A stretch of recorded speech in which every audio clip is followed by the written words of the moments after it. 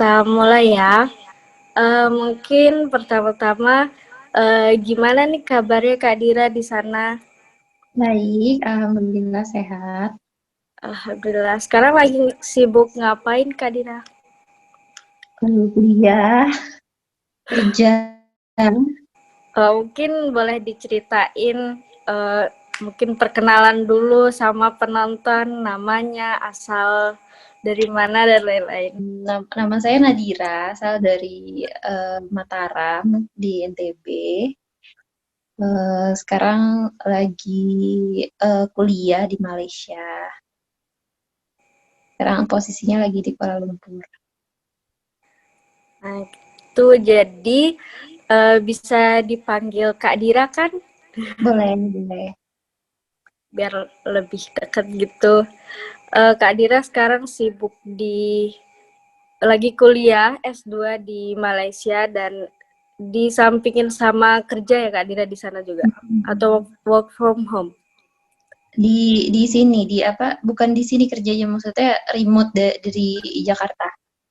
Oh iya, berarti WFH kan Kak ya. Heeh. Mungkin kita langsung ke pembahasan yang lebih dalam lagi. Kan kemarin tuh udah banyak nih berita-berita COVID, terus dia apa, penyakit yang mematikan lah, pokoknya banyak lah berita-berita gitu.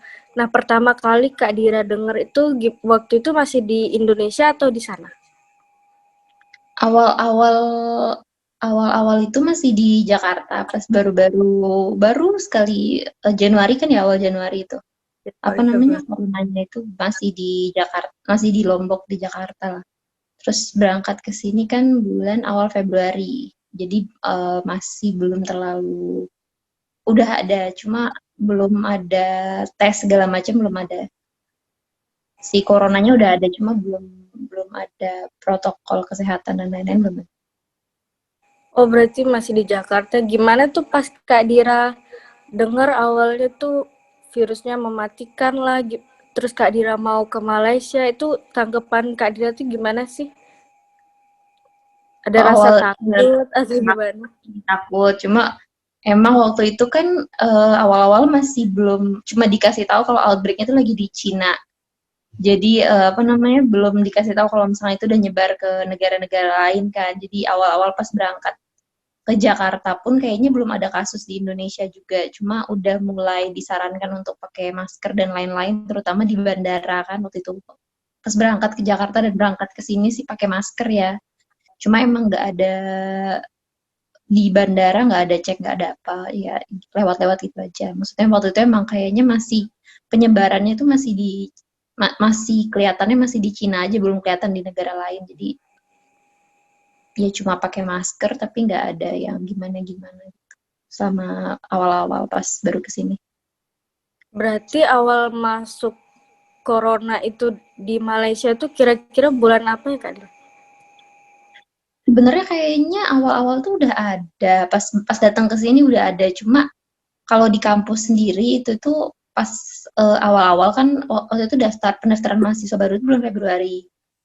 Waktu itu yang dari negara-negara lain selain Cina itu nggak dicek gitu. Jadi apa namanya, emang yang di Bebas karantina dan masuk. lain-lain itu cuma mahasiswa yang dari Cina gitu. Jadi kita kita ya lolos-lolos aja. Tapi kayaknya sih berarti itu udah ada case-nya apa gimana, karena emang mahasiswa-mahasiswa yang dari Cina semua di karantina 2 minggu.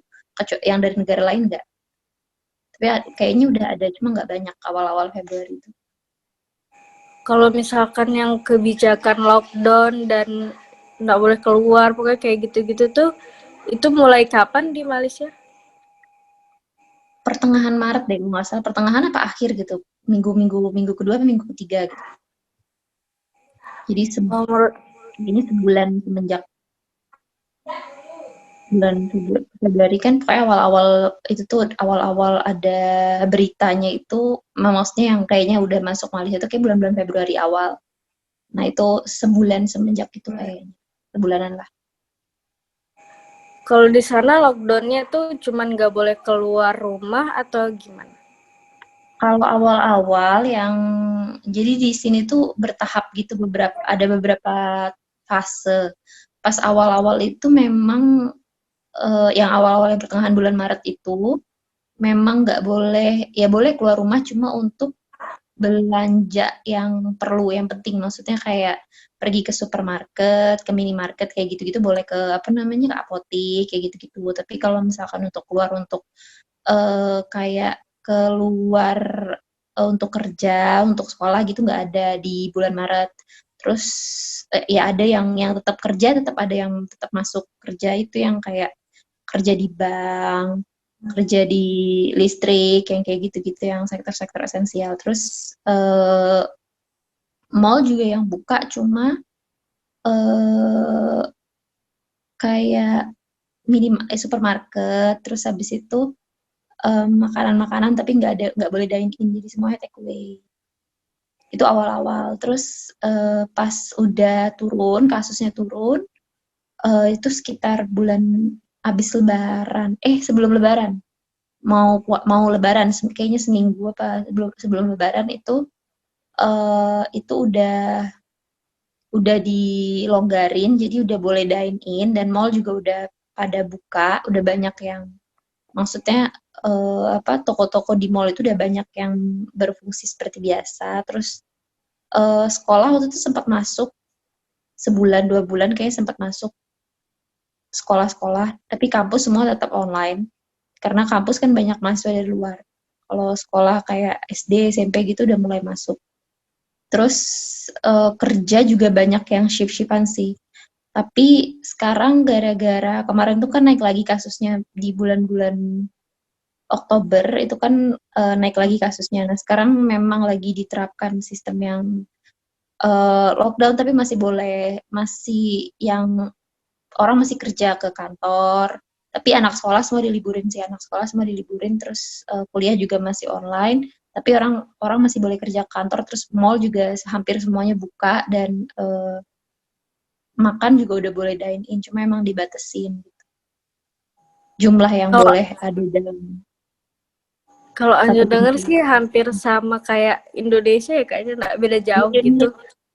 Mirip-mirip, mirip-mirip Atau ada yang bedanya yang spesifik gitu, ada nggak? kalau misalkan dari sekolah di Indonesia juga lagi libur ya. Iya, semua Iya kan ya? diliburkan. Yang Hmm, sekolah-sekolah gitu kan katanya Januari tapi udah boleh masuk ya kalau di Indonesia. Kalau di sini kayak belum tahu sih, kayaknya belum. Cuma di belum ada. sini nggak apa kemarin-kemarin itu sempat dibatesin ini perjalanan, namanya rentas rentas apa ya? Rentas state state itu macam provinsi gitu. Jadi misal kayak orang mau dari Jawa Tengah mau ke Jawa Timur gitu nggak boleh, dibatasin di Hmm. sini. Jadi apa namanya? Cuma boleh misalkan orang kerja di daerah itu nggak boleh keluar kecuali ada surat izin. Nggak boleh masuk keluar gitu, nggak boleh. Jadi cuma boleh di state itu, pasti state negara bagiannya. Ya kayak misalkan di Kuala Lumpur cuma boleh diem di Kuala Lumpur gitu. Ah, Kalau di Aja sana kan juga kayaknya pernah boleh. Aja juga pernah denger tuh yang drone yang nembak-nembak tuh kalau keluar itu berarti nggak separah itu ya Kak dia di sana Hmm, tuh nggak masih ada bebas sih. gitu ya.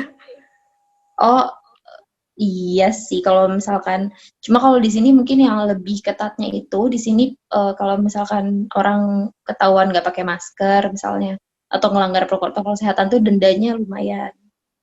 Kalau di sana kayaknya mungkin belum pernah dengar sih denda ya. Kalau di sini emang ada dendanya gitu. Kayak misalkan ketahuan nggak pakai masker di tempat umum, terutama di kendaraan umum gitu, di stasiun kayak gitu, itu dendanya sekitar 1.000 gitu, ya 3.600.000 3.500.000 gitu satu kali ini. Kalau Jadi di sini udah ada sih denda tapi kayak 200.000 gitu. Bahkan di sini sekarang harus wajib pakai masker daripada pakai helm gitu. Kalau nggak pakai helm nggak apa-apa gitu. iya ya, Tapi kalau kalau kalau di sini itu agak lama sih. Jadi dari per bulan Agustus kemarin kemana-mana itu wajib pakai masker. Jadi kadang kayak ke toko gitu kita nggak boleh masuk kalau nggak pakai masker. Gitu-gitu. Terus apa ya, di sini juga sistem trackingnya mungkin ya. Kalau di sana mungkin di beberapa daerah kali ya. Kalau di sini hampir semuanya kayaknya. Jadi kita harus nge-scan, semacam nge-scan gitu. Kalau kemana-mana di Grab pun kita tetap harus nge-scan. Jadi ada kayak untuk contact tracing gitu. Jadi kita apa namanya ada kayak aplikasinya gitu pakai HP itu mengidentifikasi personal identity kita. Nanti kita scan, nanti ketahuan. Jadi kalau misalkan kita kelihatan itu jejak story-nya kita pernah kemana. Jadi kalau misalkan nanti kita kena, itu langsung ketahuan gitu orang-orang yang kemungkinan juga kena itu yang siapa aja yang kena resikonya kayak gitu sih. Kalau yang ini mungkin di Jakarta ada ya, tapi kurang tahu. Nggak ada kayaknya. Kayaknya emang harus kayak gitu sih. Jadi nggak perlu Iya, itu udah agak cari-cari. Iya, jadi lebih cepat contact tracing-nya di sini karena ada sistem kayak gitu.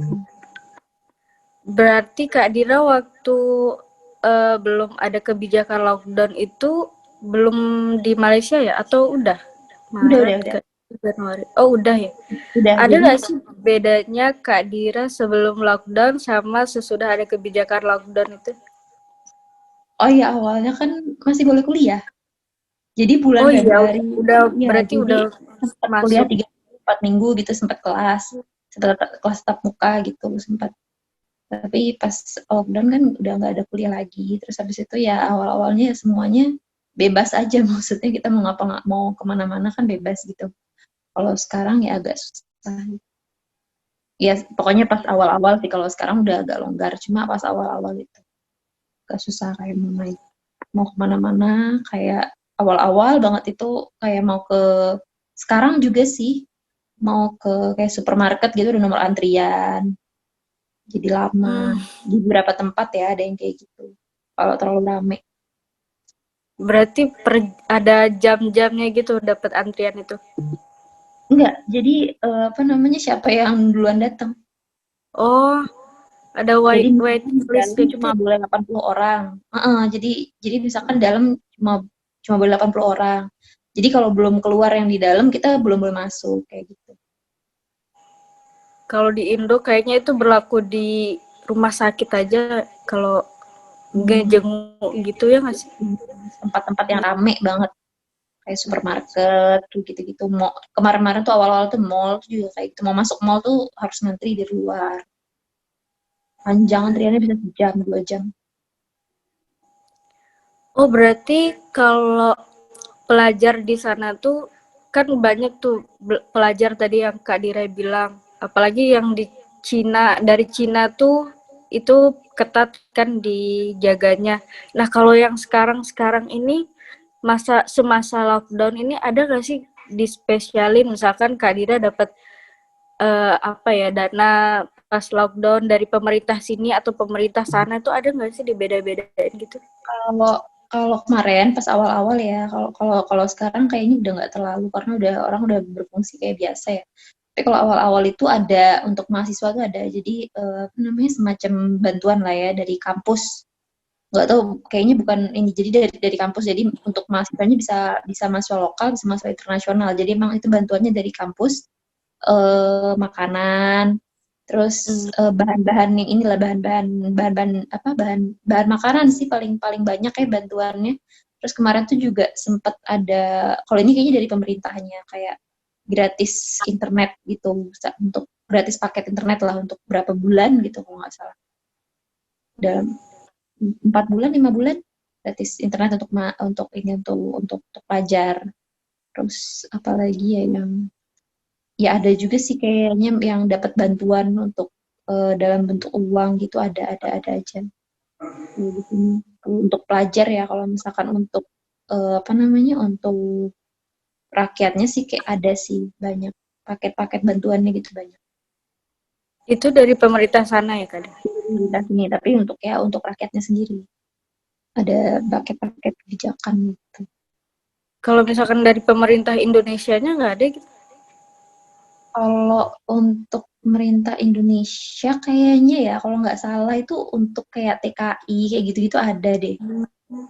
Cuma kalau untuk pelajar kurang tahu ya, nggak update. Cuma kalau misalkan kayak yang TKI gitu kayaknya kemarin sempat dapat bantuan gitu deh kalau nggak salah dari KBRI-nya kalau nggak salah ya. Hampir sama berarti ya yang didanai sama pemerintah Malaysia sama yang di sini hampir sama lah. Berarti Ya, kalau misalkan berita-berita lockdown atau kebijakan-kebijakannya itu biasanya di Florinnya itu di media apa yang Kak Dira sering dengar? oh SMS, SMS. maksudnya, iya iya mereka nge-SMS sering banget. Jadi kayak kan kalau apa namanya kayak Kementerian Kesehatannya gitulah, itu sering banget dapat SMS dari Kementerian Kesehatan. Jadi update-update tentang kayak gitu tuh dapat dari SMS kayak pengumuman-pengumumannya. Terus habis itu ya dari ini juga sih pasti dari WhatsApp grup mahasiswa ya. Terus habis itu di berita juga banyak. Terus ya tapi paling sering dari ini sih dari SMS. Sering banget maksudnya update berita dari update informasi yang terkait dengan COVID itu dapat dari SMS dari Kementerian Kesehatan dan aplikasinya juga sih. Dan kalau misalnya kita follow di Kementerian Kesehatan di Twitter, Kementerian Kesehatan di sini ya di Twitter tuh lumayan update sih hampir tiap hari dan aplikasinya juga lumayan lengkap kalau misalnya kita mau tahu kayak berapa kasus di dalam radius kita dalam radius 1 kilometer itu ada berapa kasus dalam 2 minggu itu bisa bisa lihat di aplikasi kayak gitu. Semuanya ada di aplikasi juga ada kalau misalkan mau tahu. Sampai di aplikasi, keren. Ya emang dia ada Berarti aplikasinya emang khusus apa namanya emang fungsinya untuk itu. Jadi untuk melihat apa namanya resikonya kita juga resikonya kayak gimana terus habis itu ini untuk melihat untuk check in itu kan juga pakai aplikasi untuk check in kemana-mana pergi mana-mana itu kan pakai aplikasinya juga. Terus ngelihat update perkembangan berapa yang sembuh, berapa pertambahan kasus per negara bagian kayak gitu itu bisa dilihat di situ juga. Jadi cukup mudah sih untuk dapat akses terkait update COVID di iya sini. sih, kayaknya informatif banget aplikasinya itu, kayak mudah, efektif lah gitu. Berarti kalau yang SMS itu Kak Dira kita harus pakai nomor di sana juga ya? Itu Iya, wajib ya. ya? Jadi kalau di sini itu memang nomor itu kan awal-awal juga kita kan registrasi pun harus pakai paspor kan di sini. Pakai apa namanya beli nomor itu. Kan kalau di Indonesia nggak tahu sih ya karena udah lama nggak pernah beli nomor. Kalau di Indonesia dulu kan apa namanya kita bisa beli nomor asal beli nomor gitu kan. Kalau Ya. ya tapi waktu itu diwajibin juga kan ya KTP sama kakak. Maksudnya terakhir-terakhir belakangan tuh kan wajib daftar KTP sama kakak juga. Kalau di sini emang dari awal juga wajib itu apa namanya kayak mau beli nomor tuh dimintain paspor segala macam. Jadi nomor telepon tuh juga kayaknya cukup berguna untuk ngelacak kita kayak apa namanya mungkin nggak bisa juga ya nggak tahu deh nggak apa namanya nggak yakin juga ya bisa yang kayak punya banyak nomor dan kayak gitu gitu soalnya kayak ini pun kita pakai satu nomor kayak untuk si aplikasi ini kita pakai satu nomor jadi ketahuan oh ya ini orangnya gitu yang punya nomor ini orang ini gitu. Semisal nih di aplikasi itu kita ketahuan ada gejala-gejala dari COVID kayak gitu-gitu, itu langsung cepat tanggap dari pemerintahnya atau gimana tuh? Oh, kalau kalau itu sih kurang tahu ya. Cuma maksudnya itu kita ngupdate sendiri. Kalau di aplikasi itu, misalkan kita ada gejala itu kita update sendiri.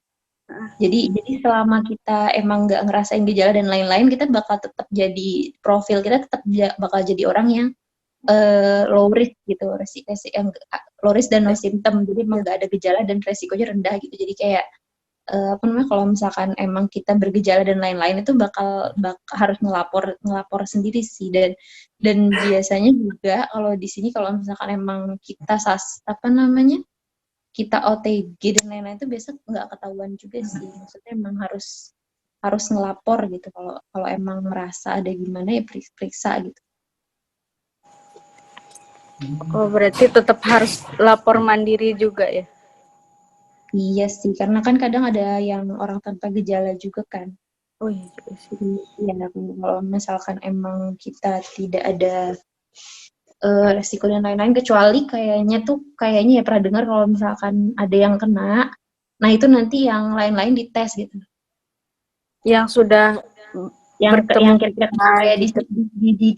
di yang ininya apartemen ini semacam apa ya bukan developer ya pokoknya yang megang pengelolanya ya lah ya pengelolanya apartemen ini kan dia kasih informasi juga, update lewat email. Jadi ada yang pernah kena di satu apartemen kan ada 3 orang, 3 sampai 4 orang yang stay. Nah itu teman-temannya langsung di swab semuanya. Oh, Jadi dia kena itu semua teman-temannya langsung di swab kayak gitu. hampir sama sih, tapi nggak secanggih di sana sih kalau di sini. Kan itu lewat aplikasi, jadi kita lebih mudah tahu siapa teman terakhir ketemunya kan. Ya, iya. Kalau di sini harus ditanya manual ke orangnya. Ya kalau soalnya kalau di sini kan semuanya harus, maksudnya orang per orang gitu, nggak bisa diwakilin kayak gitu, orang per orang. Kecuali kalau satu keluarga mungkin ya kurang paham juga. Tapi kalau kalau kayak kita pergi sama teman-teman nih, itu masing-masing satu orang tuh harus scan kayak gitu. Terus kalau ekonomi di sana tuh kan pasti berdampak tuh. Kak Dira tahu nggak soal ekonomi di sana tuh gimana kayak gitu? Kalau kalau yang kalian tahu ya, ini dulu waktu tuh pernah dikasih tugas juga untuk buat kayak begituan. Jadi emang apa namanya diminta buat inilah buat analisis untuk kira-kira pemerintahnya menanganinya seperti apa. Ini di awal-awal sih, kalau misalkan sekarang kayaknya udah lumayan pulih ya karena aktivitasnya udah dibuka juga. Tapi di awal-awal tuh memang yang paling terdampak itu kelompok UMKM. Jadi apa namanya yang usaha menengah kecil itu yang paling terdampak karena mereka kan jualannya apa sih langsung gitu ya. Maksudnya kalau misalkan kemarin kan terpaksa tutup, banyak yang terpaksa tutup. Jadi memang salah satu target pemerintahnya itu untuk mendorong yang usaha-usaha kecil itu. Jadi dia punya namanya nama kebijakan itu pakai prihatin rakyat kalau nggak salah. Jadi memang targetnya itu mirip-mirip sebenarnya kayak di Indonesia. Jadi ada yang untuk konsumtif, ada yang untuk produktif. Yang UMKM itu memang ditargetkan yang apa namanya yang produktif.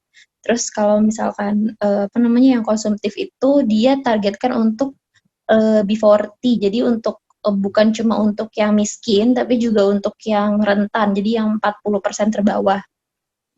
Terus bantuannya itu ada yang tunai, ada yang nggak tunai sih kalau nggak salah ya, agak-agak lupa. Terus apalagi ya bentuk ininya apa namanya kalau misalkan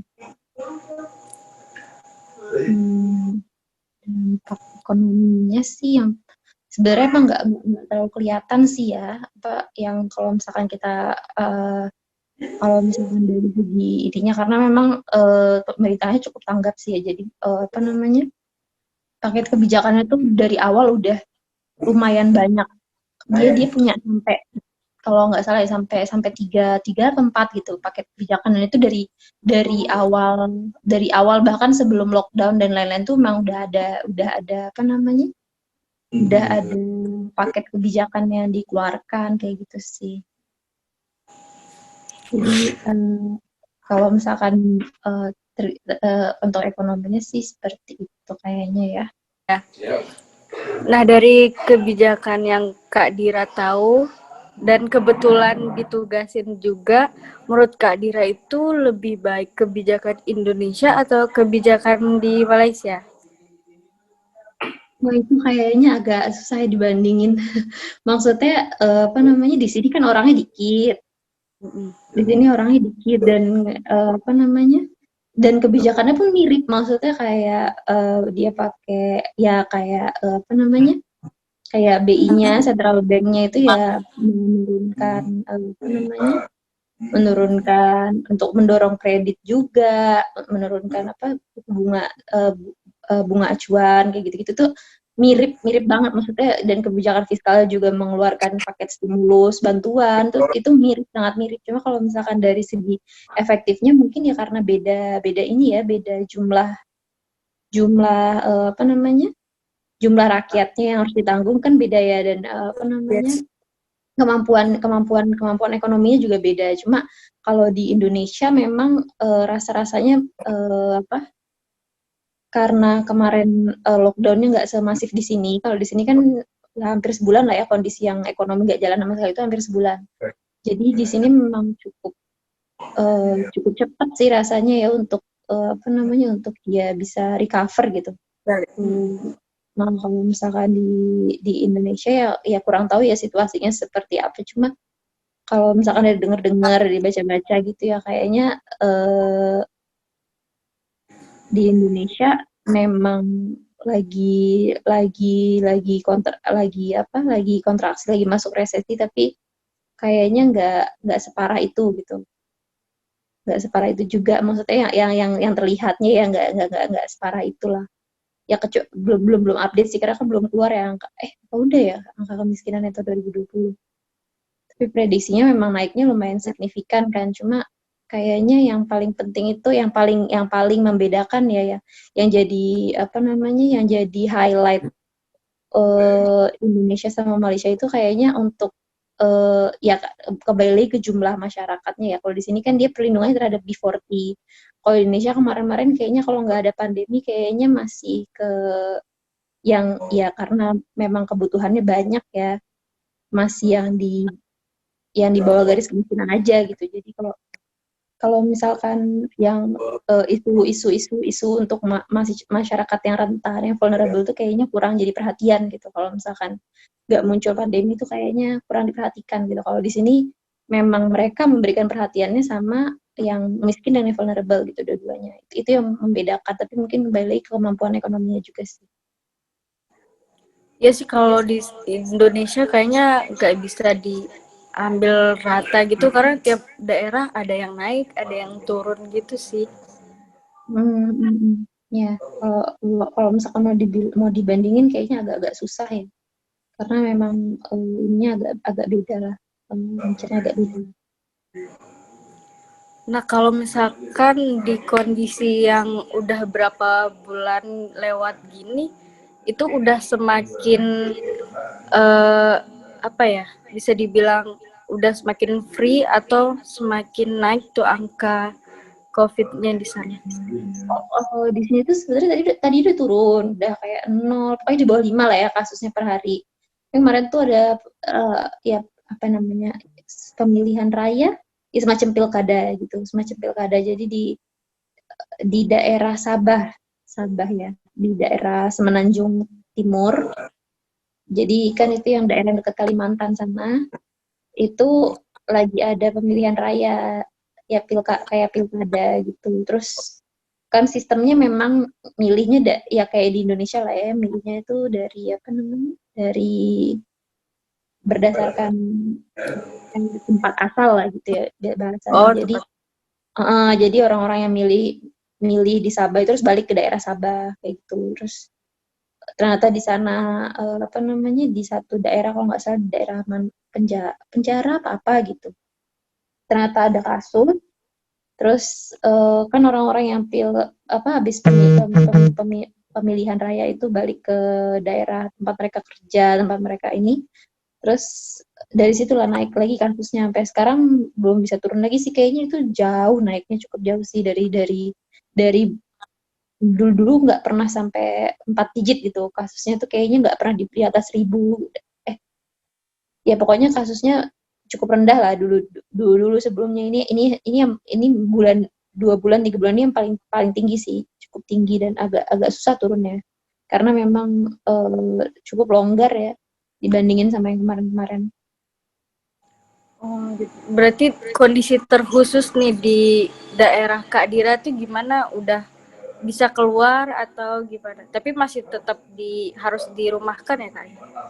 Enggak sih boleh boleh keluar maksudnya udah cukup longgar sih sebenarnya rasanya nggak ada bedanya sama yang pas kemarin-kemarin maksudnya kemarin-kemarin itu pas bulan ini ya pas kan udah selesai yang lockdown yang fase 1 ya lupa namanya apa pokoknya yang pas fase pertama itu sampai bulan April kalau nggak salah ya pokoknya menjelang menjelang puasa nah setelah itu kan memang apa namanya boleh agak bebas keluar tapi memang harus pakai masker dan lain-lain tapi setelah itu sekarang hampir nggak ada bedanya sih cuma bedanya ya kita nggak boleh rentas daerah gitu maksudnya kayak kayak mau ke kampus pun misalnya itu harus ada surat kayak gitu kalau kemarin-kemarin boleh boleh ke kampus mahasiswa boleh ke kampus kalau ada keperluan. Tapi kalau sekarang tuh ke kampus harus ada surat izin kayak gitu, semacam surat izin. Tapi kalau untuk keluar-keluar ke mall, tempat-tempat kayak gitu-gitu cukup bebas sih. Mungkin boleh tahu kenapa kan kuliahnya dari apartemen nih Kak Dira. Kenapa Kak Dira lebih milih tetap di sana dibandingkan balik ke Indonesia aja kuliahnya di sini aja gitu? Kalau itu ini karena emang kalau balik ke sini kemarin-kemarin sih ya, nggak tahu kalau sekarang harusnya sih iya ya. Kalau kemarin-kemarin tuh apa namanya? Kalau mau balik ke sini itu persyaratannya cukup ketat ya. Jadi apa namanya? Kita harus karantina mandiri, masuk ke sini lagi ya, masuk ke sininya lagi tuh harus karantina mandiri selama 2 minggu, dan itu di hotel, dan itu bayar sendiri. Maksudnya kita karantina selama 2 minggu itu di hotel dan bayar sendiri, dan bayarnya tuh lumayan. Kalau dirupiahin itu sekitar 15 sampai 20 juta lah. Itu untuk 2 minggu. Ya, tapi itu untuk karantinanya aja. Maksudnya belum kita harus Belum swab open. kan. Swab itu di sini sekitar kemarin kayaknya hampir 1 juta lah. Itu swab sekali swab gitu kan. Kembali ke sini lagi swab gitu ya. Ya lumayan lah, maksudnya hitungannya mungkin sampai 25 lah untuk kalau misalkan mau bolak-balik gitu sama tiketnya kan. Jadi ya lumayan. Lumayan banget sih, penting diem di sana. Ya Kayak itu insya Allah lebih aman juga kalau kita diem di sana. juga sih, kayak resikonya juga ini kan kalau misalkan pulang resikonya lebih tinggi juga. Dan ya kalau ada keperluan agak susah sih kalau mau bolak-balik gitu kan. Terus Nah sekarang kita udah di pertanyaan terakhir ini. Harapan Kak Dira ini bentar lagi kan kita 2021. Gimana nih, semoga corona pergi atau gimana? Coba harapannya Kak Dira. Oh ya pasti, maksudnya kayak semua orang memang harapannya itu ya, apa namanya, corona ini cepat berakhir kan, biar bisa beraktivitas kayak biasa. Mungkin izin percakapan kita ini dimasukin ke YouTube, boleh? Boleh. Oke, makasih Kak Dira, makasih banyak. Udah luangin waktunya Kak Dira dan udah mau ngejawab pertanyaan-pertanyaan dari Anju. Makasih banyak Kak Dira. Sama-sama Anjus.